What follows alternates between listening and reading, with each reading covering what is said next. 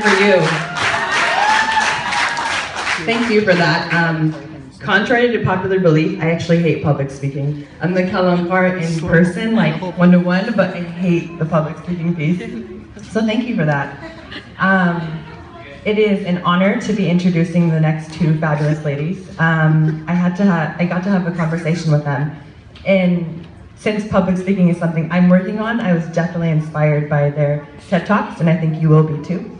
I'll be short. Let's talk about Miss Nazieh Fazli. Nazieh works in finance on projects across various industries, including mining, banking, pharmaceuticals, and education. She is part of the Afghan Professionals Network, who promote mentoring and education in the Afghan community. She was raised in Australia and is currently based in New York, and maybe she'll come to California if we love her enough. Nazieh John.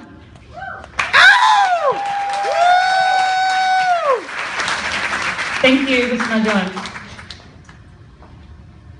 If someone told me 10 years ago that I was going to live on the other side of the world, travel to over 50 countries, and have blonde hair by the time I hit 30, I'd be like, have you met my mother? So, today I'm going to share with you my story about how I, as an Afghan female, ended up on the other side of the world. I was born in Iran, but I grew up in Australia, in Melbourne. I had a standard Afghan lifestyle in Australia. Your ordinary, run-of-the-mill, go to your sister's house, or go to school, then come home, go to your sister's house, go to your cousin's house, go to your cousin's sister's house, you know the drill. And if we weren't at someone's house, or someone wasn't at our house, we were at a khatam, or a shalshash, or a wedding, guaranteed we'd be going somewhere most nights, even if our entire family wasn't invited. That was my life. And you know what? I was okay with that because that's all I knew. But when I graduated from university, I got a job at one of the biggest accounting companies in the world. And this job required me to travel. My first job was in Sydney. When I told my dad I needed to go to Sydney, which was a 1-hour flight from Melbourne, he was like, "Great, I'll come with you." I was like, "Dad, you can't come with me. This is a work trip. I have to go with my colleagues. I need to go by myself." He looks at me and he's like, "You want to go to Sydney alone?" At this point in my life, I had never spent a night outside of home, so I thought, yep, he's gonna kill me. But he actually ended up approving. I don't know how, but he approved. So I went to Sydney, and then to Brisbane, and then to Perth, each trip being longer than the previous one. Then the overseas travel started. I worked in Hong Kong, Thailand, Japan, even Pakistan, and my life changed so much. I suddenly had exposure to the rest of the world, different cities, cultures, religions. I ate different food, spoke different languages, but the best part was that I met some of the most amazing people. The people you encounter in your life and those you surround yourself with play a huge part in shaping who you become.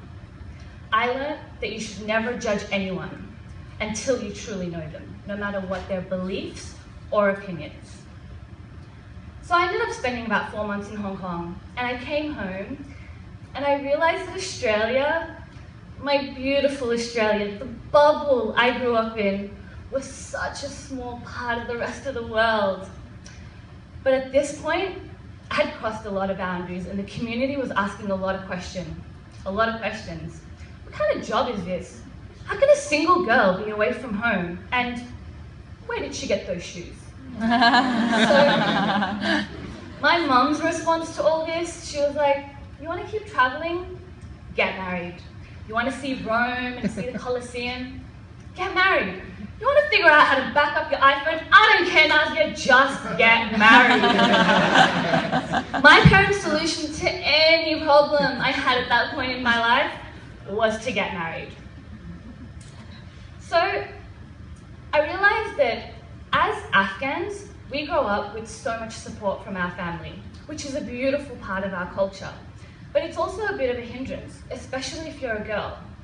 You end up going for the support of your family straight to the support of your husband and his family. And you never really know if you can actually stand on your own 2 feet. So I needed to know, can I survive in the big wide world alone? Am I capable of supporting myself financially, emotionally, mentally, without the support of someone else? Am I capable of being independent? So with those questions in mind, I decided to move to London. I had no job, no plan, and no clue what I was doing. I knew one person in London, I made a prayer, I packed my suitcase, I got a 2-year visa, and I said goodbye to the life that I had in Melbourne. Look, I'm not gonna lie, I was terrified. I had no idea what was gonna happen. But I did it, and it was the best decision I ever made. I ended up spending 4 years in London. Not only did I survive, but I learned to make decisions, some of which led to mistakes, all of which led to lessons. I also had my eyes open to so many forms of kindness and cruelty and love, things I never would have had exposure to in the comfort of my own home or the 20-kilometer radius that I lived in. And now, I live in New York. My move was not an easy one. It took time for my family to accept it. It also took time for me to adjust. But I can honestly say to you right now that I've never been closer to my family as I am right now. I love being Afghan and I love my family, but some of the expectations ingrained in our culture are so dated that we really need to start challenging them. If we hold things too tightly, whether it's our beliefs or our opinions, it can stop us from seeing opportunities that life presents us. One of the main things that I've learned from this experience is that we shouldn't be influenced by the negativity that comes with going against expectations, especially if you know in your heart that what you're doing is not wrong. If something in your life doesn't feel right, challenge it. Challenge yourself and challenge your families. Try to understand why things are the way they are. Understanding what underpins these expectations can help us determine things that may no longer make sense for us today. When I left home, I was called selfish, and I felt selfish. When I left London, I was called brave. It's funny how the people that once called me selfish are now the ones that are calling me brave. It's possible to push cultural boundaries, but we need to do it together. My name is Nazieh Fazli.